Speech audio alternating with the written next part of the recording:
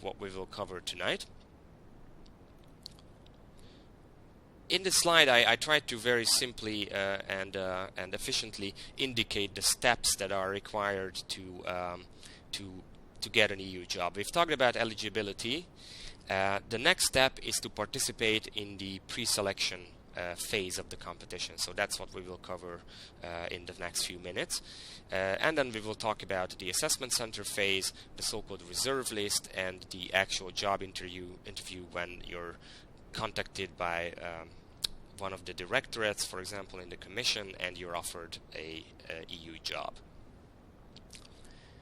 The pre-selection phase of a European competition is it always revolves around computer-based tests, and for the assistant competitions, you can expect 6 different tests that you will need to succeed at and complete in order to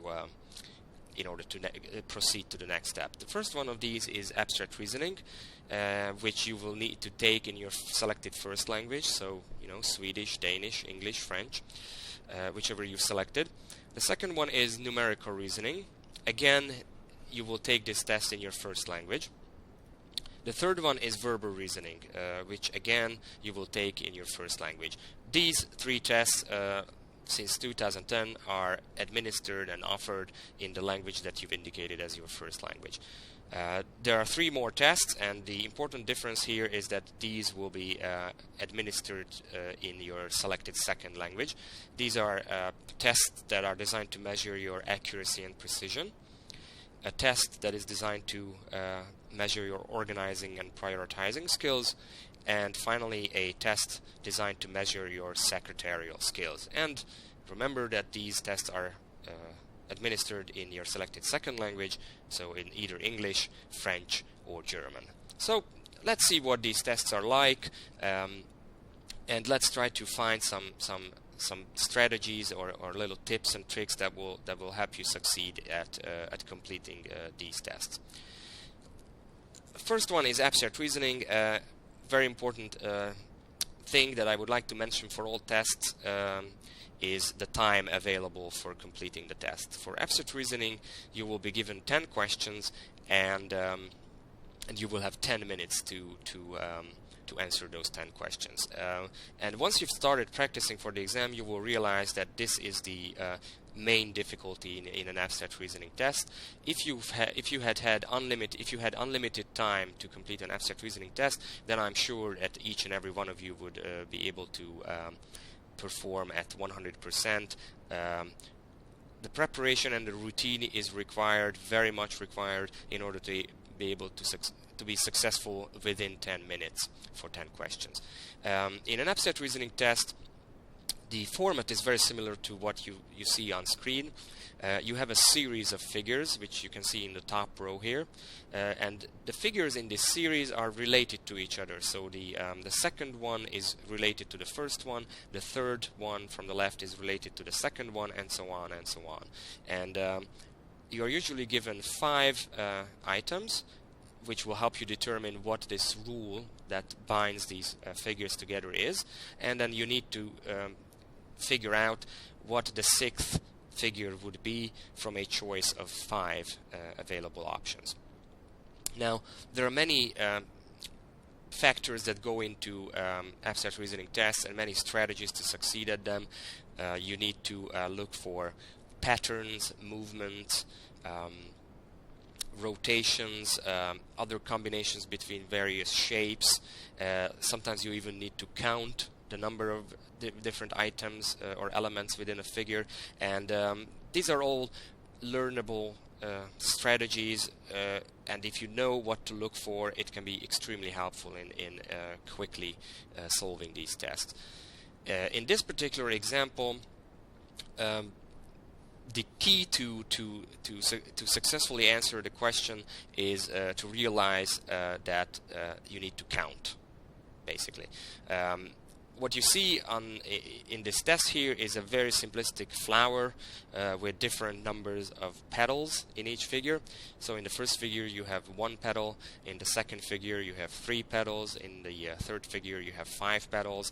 So what you need to the rule that you need to come up with is that the number of petals on this flower increases by 2 in every figure. So first you have 1, then 3, then 5, then 7, then 9, and once you've realized that, it will be quite easy to realize that the correct answer will need to contain 11 petals.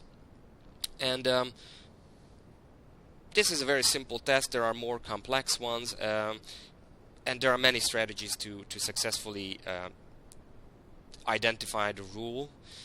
You can use the tactic called as a process of elimination, or to generate the correct answer in your mind without looking at the answer options, and these are all learnable strategies that you can make a routine for yourself, and it's extremely helpful in succeeding at these tests.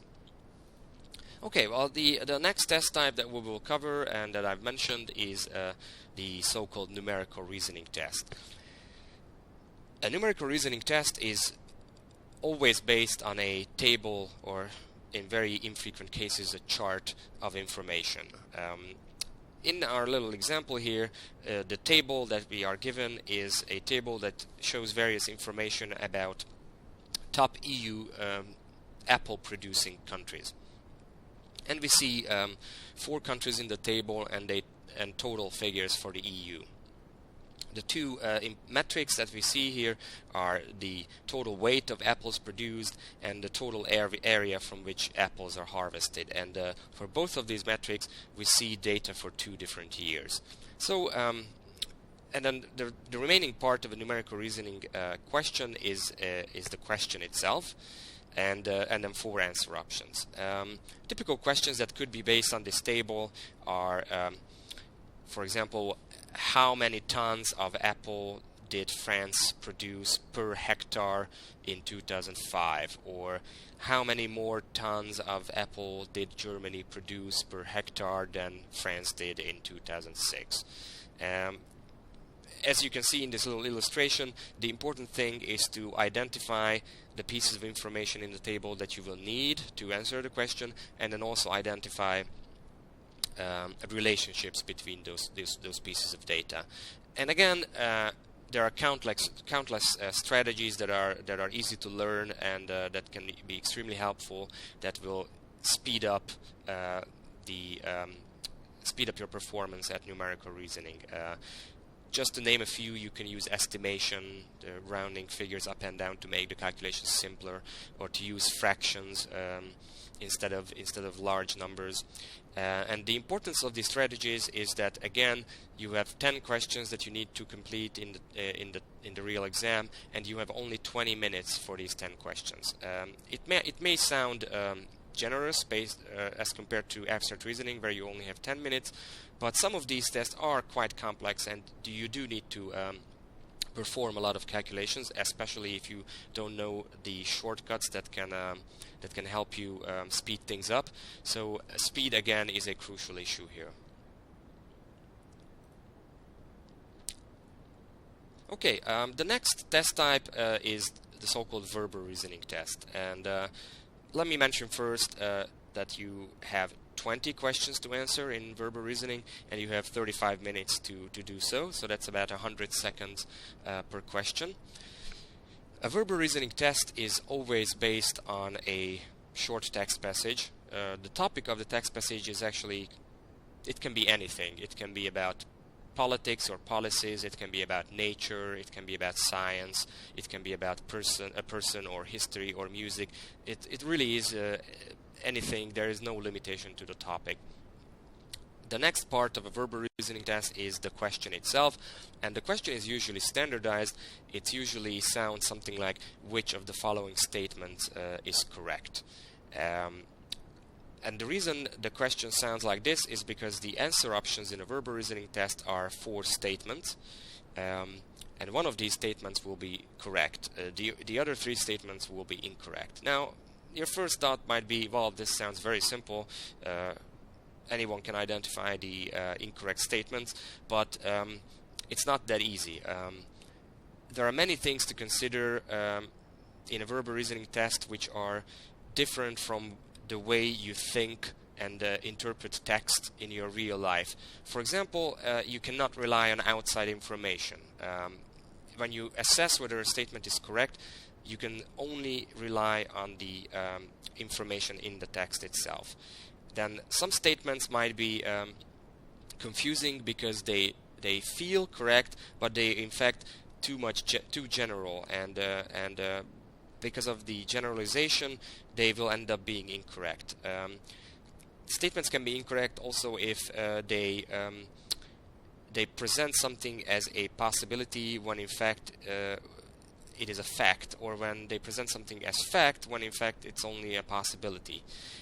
Another typical trap is when an otherwise incorrect statement uses wording that is very similar to the words and expressions in the text passage, thereby leading you to think that it's a correct statement. So again, there are a finite number of strategies and tactics that you can employ to speed up your performance at verbal reasoning tests, and to increase the accuracy at which you select the correct statement.